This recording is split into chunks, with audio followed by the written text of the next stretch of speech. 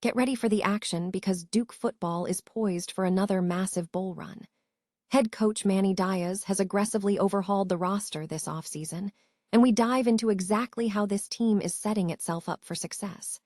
We look at the significant roster turnover and the strategic additions that could redefine the Blue Devils' season. This is how Duke is building a powerhouse for the fall. Never get caught with a dead phone again. This INIU portable charger is compact, travel-friendly, and gives you fast 45-watt charging with a built-in USB-C cable, so there's no need to carry extra cords. With 10,000 mAh power, it's perfect for busy days, trips, emergencies, or anytime your battery drops too low. Grab yours on Amazon through the link in the comments before your phone hits 1%. Next up, we switch gears completely and look at the financial side of things with Duke Energy Corporation.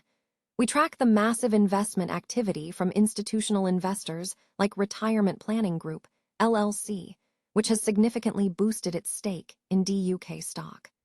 Find out how this utility provider is performing financially and what the latest analyst ratings are saying about the stock. Now, let's talk about the intense rivalry brewing between Duke and North Carolina football. We examine the situation for the 2026 season, looking at how both programs have lost talent and what that means for the upcoming matchups. Discover why this rivalry might be heating up and what the potential implications are for the ACC. And finally, we shift to the women's game with Duke basketball coach Kara Lawson. She reveals her incredible new role as the U.S. women's national coach and analyst for Prime.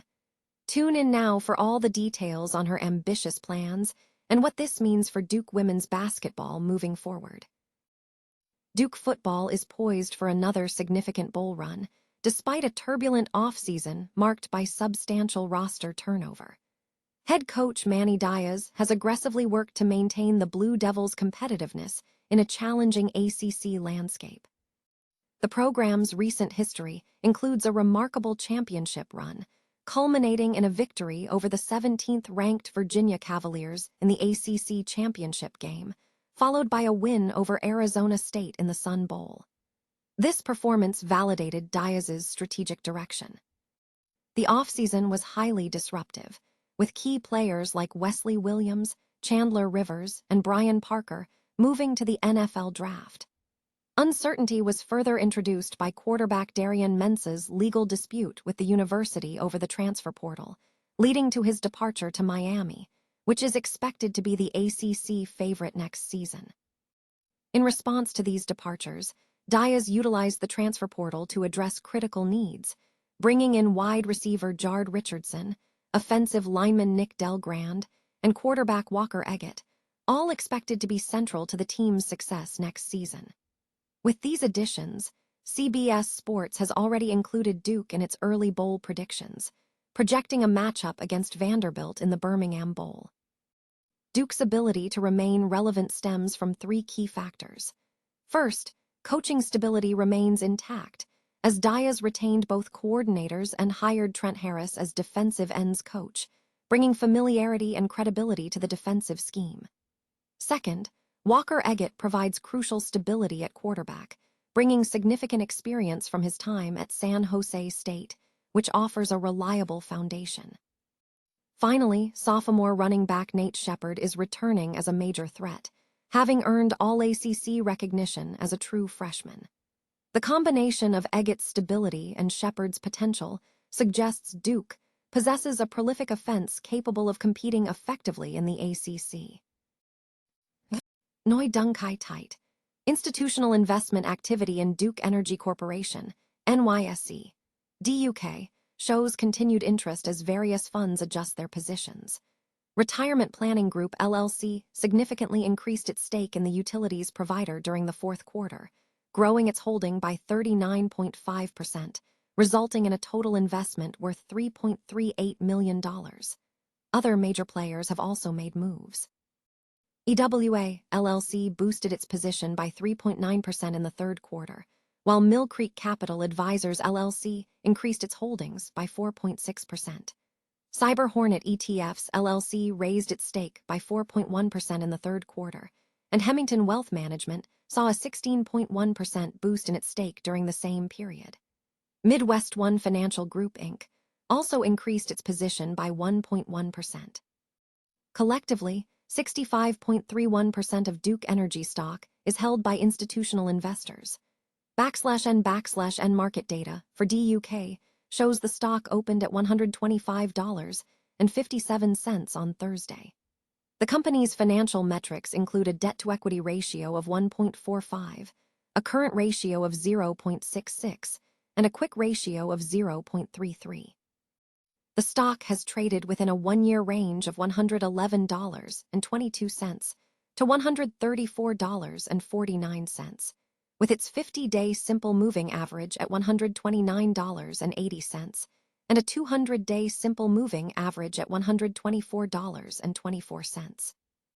The company commands a market capitalization of $97.71 billion, with a P/E ratio of 19.23 and a beta of 0.41. /N recent earnings reports indicate that Duke Energy posted earnings per share, EPS, of $1.93 for the quarter, surpassing the consensus estimate of $1.87 by 6 cents.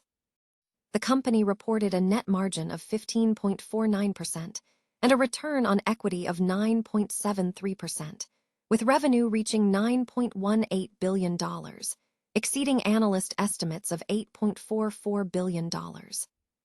For fiscal year 2026, Duke Energy has set guidance for EPS between $6.55 and $6.80, with analysts generally anticipating $6.70 EPS for the current fiscal year. /N insider trading activity has also been noted. SVP Regis T. Ripco sold 962 shares on February 24th, and CEO Louis E. Rengel sold 6,800 shares on February 12th. These transactions represent a small portion of the total stock ownership, with insider ownership accounting for 0.12%.